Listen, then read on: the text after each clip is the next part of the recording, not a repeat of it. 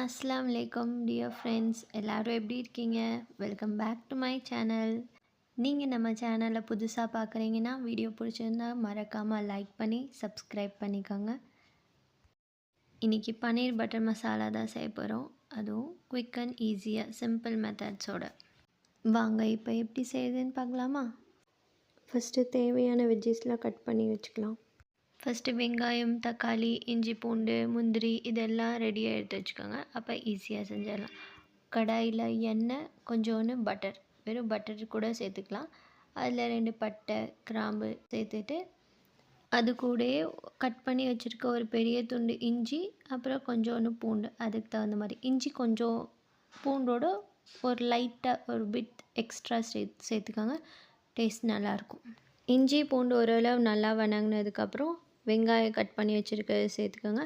அது கூடவே தக்காளியையும் சேர்த்துக்கோங்க. ரெண்டும் தனித்தனியாக வதக்கணுன்னு இல்லை, ஒன்றா சேர்த்துட்டு அது கூடவே முந்திரி போட்டிங்கன்னா க்ரீமியான டெக்ஸ்சர் கிடைக்கும், நம்மளுக்கு நல்லா ஸ்மூத்தாக க்ரீமியாக இருக்கும். இது கூடவே இப்போ உப்பு, மஞ்சத்தூள், காஷ்மீரி ரெட் சில்லி பவுடர் போட்டுக்கோங்க. அது நல்ல கலர் கொடுக்கும். கொரியாண்டர் பவுடர், தனியாத்தூள் போட்டுட்டு நல்லா கிண்டிட்டு ஒரு கிளாஸ் அளவு தண்ணி ஊற்றிக்கோங்க. ரொம்ப அதிகமாக ஊற்றிடாதீங்க, ஒரு கிளாஸ் போதும், அது நல்லா வேகிற அளவு. இப்போ மூடி போட்டு நல்லா குக் பண்ணிக்கோங்க. மூடி போட்டால் ஒரு 5 to 10 மினிட்ஸ்க்குள்ளே நல்லா குக் ஆயிரும். இது நல்லா குக் ஆனதுக்கப்புறம் நல்லா ஆற வச்சுக்கோங்க. ரொம்ப நல்லா ஆற தேவையில்லை, நம்ம மிக்சியில் போட்டு அரைக்கிறனால ஆறுனதுக்கப்புறம் அரைச்சா நல்லது. அது குக் ஆகிட்டு இருக்கிற டைமில் நம்ம பன்னீரெல்லாம் கட் பண்ணி எடுத்துக்கலாம். நான் இங்கே ஹோம்மேட் பன்னீர் தான் யூஸ் பண்ணியிருக்கேன், வீட்டிலையே செஞ்சது. இந்த மாதிரி க்யூப்ஸாக கட் பண்ணிக்கோங்க. ஓரளவு ரொம்ப சின்னதாகவும் வேணாம், ரொம்ப பெருசாக வேணாம், மீடியம் சைஸாக கட் பண்ணிக்கிட்டிங்கன்னா நல்லாயிருக்கும். இதை நம்ம பட்டர் போட்டு ஒரு பேனில் நல்லா சாட்டே பண்ணணும். மீன்வைல் இது குக் ஆகிடுச்சு, இதை நல்லா ஆற வச்சுக்கலாம். அதனால் நான் ஃபேனில் வச்சுட்டு வந்துடுறேன். இப்போ இதை பட்டர் போட்டு நல்லா சாட்டே பண்ணிக்கலாம் பன்னீரை. ரொம்ப சாட்டே பண்ண தேவையில்லை, அவுட்டர் லேயர் லைட்டாக கிறிஸ்ப் ஆன மாதிரி சாட்டே பண்ணும், கோல்டன் ப்ரௌன் கலரில். அந்த அளவு பண்ணி எடுத்து வச்சுக்கலாம் சைடில். இந்த மாதிரி ஒவ்வொரு சைடும் லைட்டாக கோல்டன் ப்ரௌன் ஆகணும். வெளியே பார்த்தா அப்படியே ஹார்டராக கிறிஸ்ப் மாதிரி இருக்கணும். மீன்வைல் நம்மளோட இந்த கிரேவி ஆறிடுச்சு. இதுலேருந்து நம்ம ஹோல் ஸ்பைஸ் போட்டோம்ல, பட்டை, கிராம்பு, இதை மட்டும் எடுத்து வச்சுட்டு மிக்சியில் போட்டு நல்லா அரைச்சிக்க வேண்டியது தான். நல்லா ஸ்மூத் பேஸ்ட்டாக அரைச்சிடுங்க. கொஞ்சம் கூட கட்டி அதெல்லாம் எதுவுமே ஃபுல்லாக இருக்கக்கூடாது. நல்லா அரைச்சிடுங்க. இந்த மாதிரி க்ரீமியாக இருக்கணும் பார்க்குறதுக்கே. இப்போ நம்ம கிரேவியோட லாஸ்ட் ப்ராசஸ். ஒரு கடாயில் பட்டர், எண்ணெய், உங்களுக்கு எண்ணெய் வேணும்னா ஊற்றிக்கோங்க.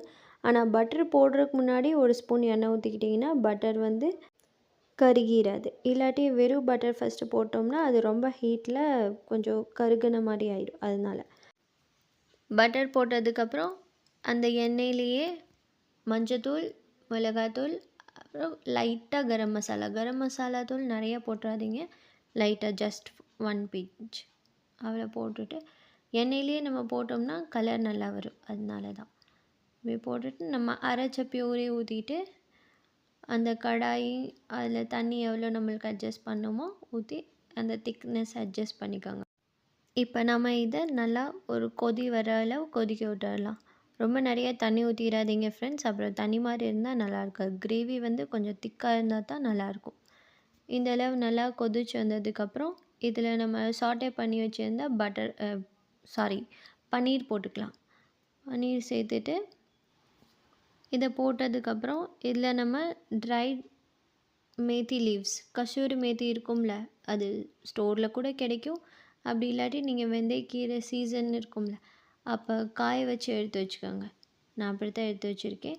அதை லைட்டாக தவாவில் ஹீட் பண்ணி அதை க்ரஷ் பண்ணி போட்டிருக்கிறேன். நல்லாயிருக்கும். இது தான் மெயின், இதோட ஃப்ளேவர் சூப்பராக இருக்கும்.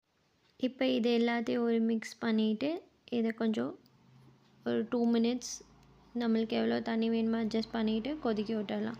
இந்த ஸ்டேஜில் ஃப்ரெஷ் க்ரீம் சேர்த்தா சூப்பராக இருக்கும்.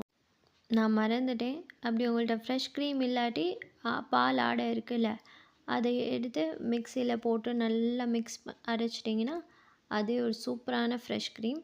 அதை சேர்த்துக்கோங்க. டெக்ஸ்சர் நல்லா ரிச்சாக சூப்பராக வரும் இன்னும். இப்போ இது கூட நீங்கள் லாஸ்ட்டாக ஒரு க்யூப் பட்டர் கூட சேர்த்துக்கலாம். அவ்வளோதான் ஃப்ரெண்ட்ஸ், நம்மளோட quick and easy paneer butter masala recipes ready. இது கூட நீங்கள் நான் இல்லாட்டி சப்பாத்தி, பரோட்டா எது கூட வேணாலும் சர்வ் பண்ணலாம். கண்டிப்பாக செஞ்சு பார்த்துட்டு எப்படி வந்துச்சுன்னு என் கூட ஷேர் பண்ணுங்கள். என்னோடய இன்ஸ்டாகிராம் ஐடியில் கூட நீங்கள் ஃபோட்டோஸ் சென்ட் பண்ணுங்கள். இந்த வீடியோ யூஸ்ஃபுல்லாக இருந்திருக்கும்னு நினைக்கிறேன். பிடிச்சிருந்தா கண்டிப்பாக லைக் பண்ணி சப்ஸ்கிரைப் பண்ணி சப்போர்ட் பண்ணுங்கள். தேங்க்ஸ் ஃபார் வாட்சிங். நெக்ஸ்ட் வீடியோவில் பார்க்கலாம். பாய்.